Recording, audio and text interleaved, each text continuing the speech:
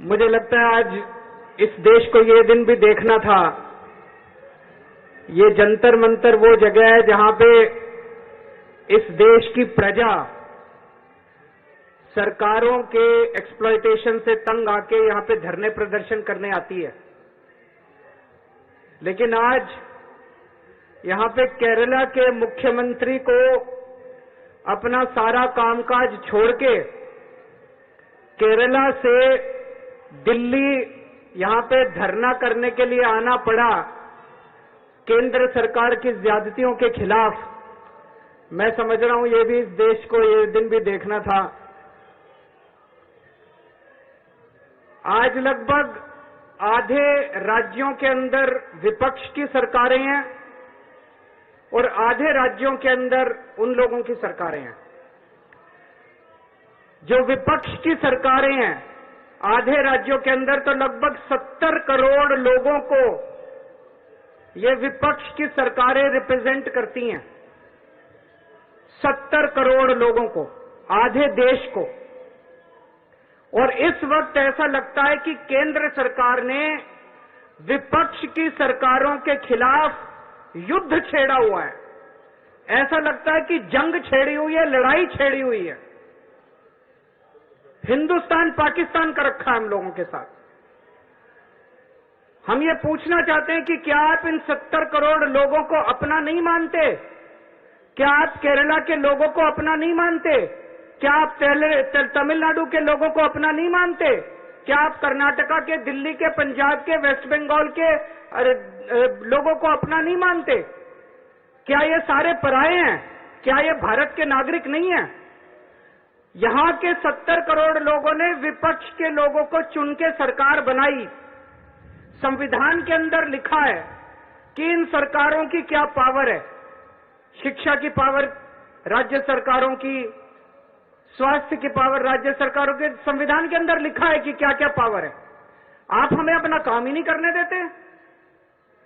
सारी विपक्ष की सरकारों को तरह तरह से प्रताड़ित करने के लिए आज केंद्र सरकार सारे हथकंडे अपना रही है।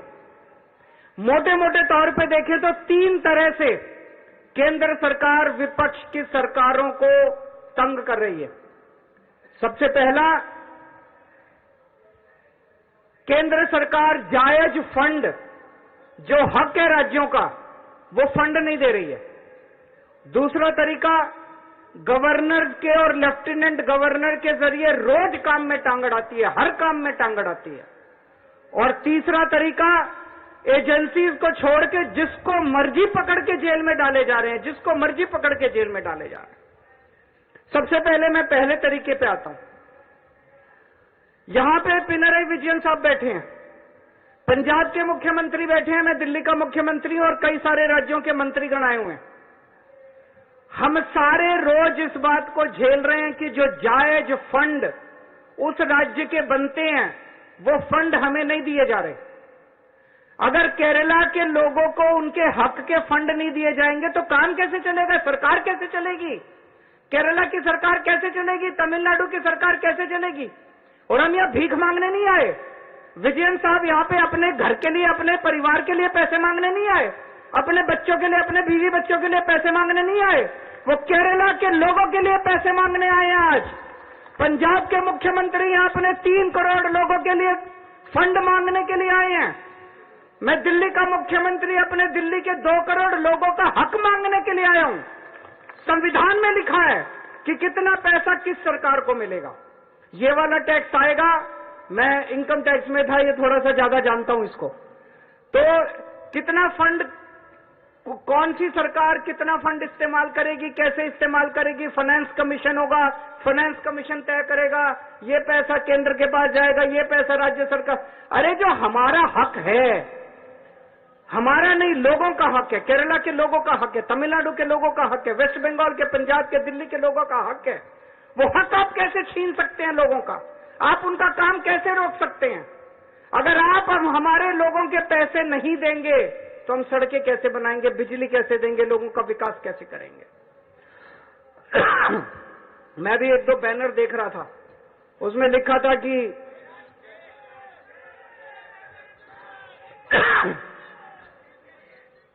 केरला के 8400 करोड़ रुपए रोके हुए हैं। और मान साहब से मैं थोड़े दिन पहले बात कर रहा था, पंजाब के भी 8000 करोड़ से ज्यादा फंड रोके हुए हैं।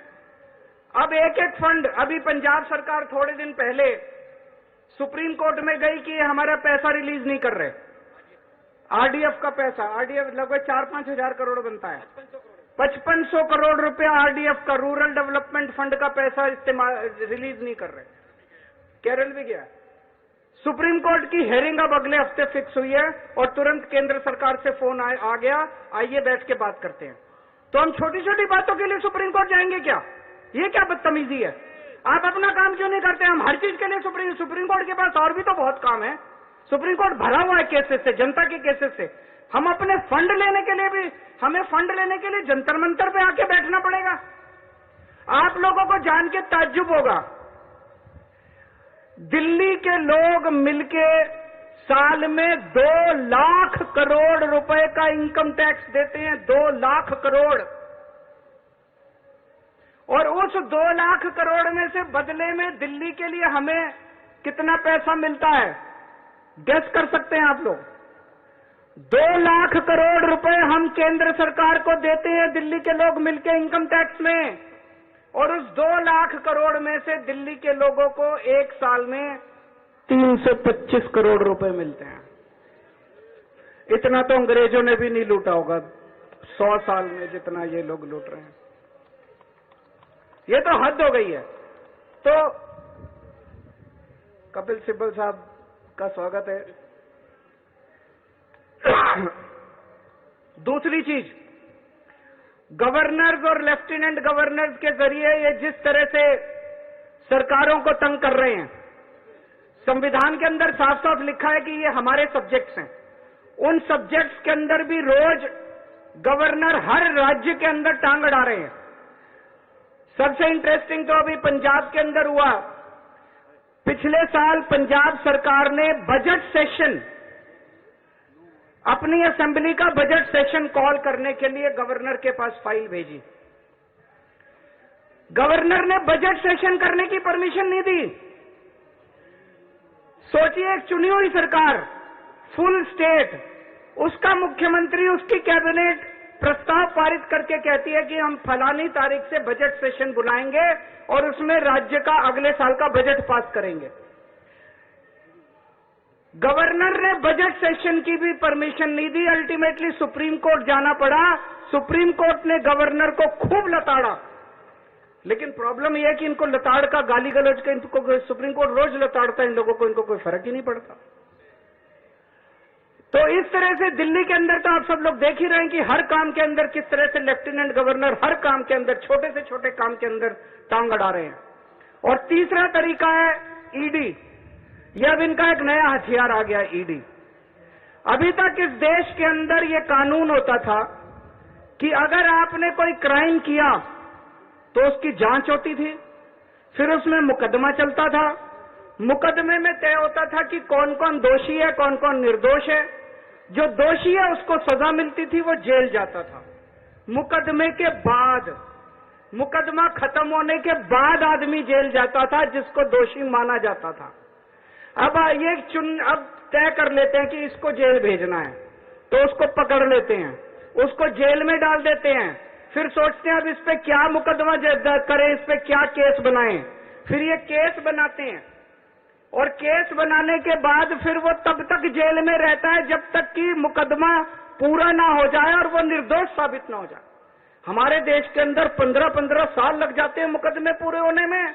तो 15-15 साल किसी को भी पकड़ के जेल, यह भी पीएमएलए जो कानून लेके आए उसमें लिखा है कि जब तक उस आदमी को, किसी को भी पकड़ के जेल में डाल दो और जब तक उस आदमी का मुकदमा पूरा नहीं हो जाता, वो निर्दोष साबित नहीं हो जाता, तब तक वो जेल से बाहर नहीं आएगा। ये तो बहुत खतरनाक है।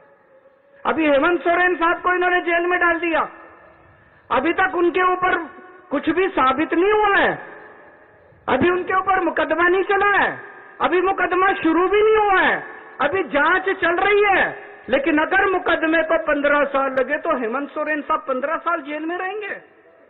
और ये तो किसी को भी कर दें, कल मुझे पकड़ के जेल में डाल देंगे, विजयन साहब को पकड़ के जेल में डाल देंगे, स्टालिन साहब को पकड़ के जेल में डाल देंगे, सीतारमैया साहब को पकड़ के जेल में डाल देंगे, सुखविंदर जी को, किसी भी को भी पकड़ के जेल में डाल देंगे और सरकार गिरा देंगे। हेमंत सोरेन साहब को जेल में डाला, उसके बाद 48 घंटे तक ये लोग तोड़ने की कोशिश करते रहे, जेएमएम को तोड़ देते हैं। ये तो भगवान का भला और जेएमएम वालों का महान है, जेएमएम वाले जो टूटे नहीं इनके सामने। तो ये अब ये किसी भी को भी पकड़ के जेल में डाल देंगे, उसकी सरकार तोड़ देंगे और फिर अपनी सरकार बना लेंगे। ये क्या चल रहा है इस देश के अंदर? कह रहे हैं केजरीवाल भ्रष्ट है। मैं पूछना चाहता हूं, मैंने दिल्ली में बिजली सस्ती, बिजली फ्री कर दी दिल्ली के अंदर, मध्य प्रदेश में, गुजरात में, उत्तर प्रदेश में सबसे महंगी बिजली मिल रही है देश में। तो बिजली फ्री करने वाला चोर है कि बिजली महंगी करने वाला चोर है? दिल्ली में मैंने सबका इलाज मुफ्त कर दिया, चाहे गरीब हो चाहे अमीर हो, सरकारी अस्पताल में चले जाओ, सबका दवा दारू सब फ्री। मध्य प्रदेश में, गुजरात में, उत्तर प्रदेश में चले जाओ, इतना महंगा इलाज, सरकारी अस्पतालों का बेड़ा गर्क कर दिया इन लोगों को। मैं पूछ रहा हूं, लोगों का इलाज फ्री करने वाला चोर है कि लोगों का इलाज महंगा करने वाला चोर है? किसी को भी पकड़ के चोर चोर चोर चोर चिल्लाना चालू कर देते हैं लोग। तो दोस्तों, देश का बहुत बुरा हाल है। मैं विजयन साहब को बहुत बहुत बधाई देना चाहता हूं, उन्होंने आज ये अलख जगाई है, सबको इकट्ठा किया है।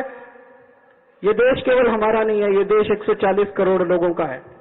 और आज मैं बीजेपी वालों को कहना भी चाहता हूं, समय का चक्र घूमता है, समय बड़ा बलवान है, अहंकार मत करो। भगवान ना करे कल समय का चक्र जब घूमेगा और तुम इधर होगे और हम उधर होंगे, कहीं ऐसा ना हो कि यही कानून तुमको खाने के लिए दौड़े उसके बाद। जय हिंद।